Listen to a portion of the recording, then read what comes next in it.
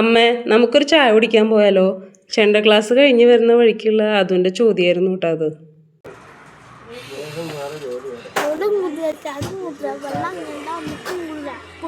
ഈ പഴഞ്ചൊല്ലി ഈ സന്ദർഭത്തിനോട് എത്ര അനുയോജ്യമാണെന്ന് അറിയില്ല, എന്നാലും കിടക്കട്ടെ.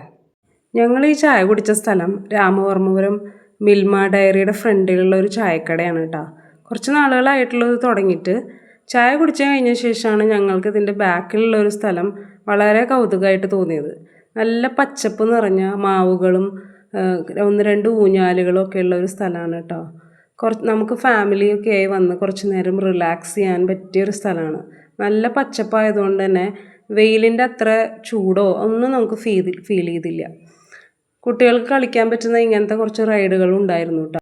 സ്ലൈഡ് നല്ല ചൂടായി കിടക്കൊണ്ട് തന്നെ കുട്ടിയുടെ ബാക്ക് സൈഡ് നന്നായിട്ട് ചൂടായിട്ടോ.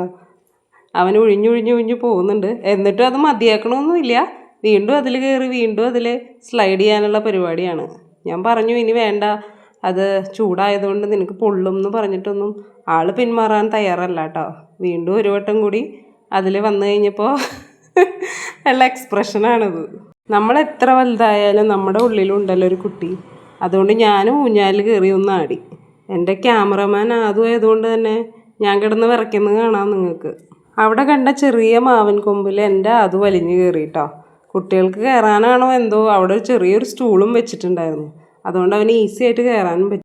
ഇപ്പം നിന്നെ കാണാൻ ഒരു കുട്ടിക്കുരങ്ങൻ്റെ പോലെ ഉണ്ടെന്ന് ഞാൻ പറഞ്ഞപ്പോൾ അതുപോലെ അഭിനയിച്ച് കാണിക്കുകയാണ് കേട്ടോ. അവൻ കുരങ്ങൻ്റെ ആക്ഷൻസൊക്കെ കാണിക്കുകയാണ്.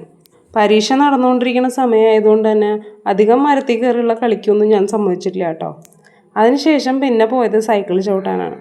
സൈക്കിളിൻ്റെ 2 സപ്പോർട്ടിങ് വീൽസ് റിമൂവ് ചെയ്തുകൊണ്ട് തന്നെ അവൻ സൈക്കിൾ ചവിട്ടാൻ പഠിക്കുന്നേ ഉള്ളൂ. അപ്പം നമുക്ക് വീണ്ടും കാണാം.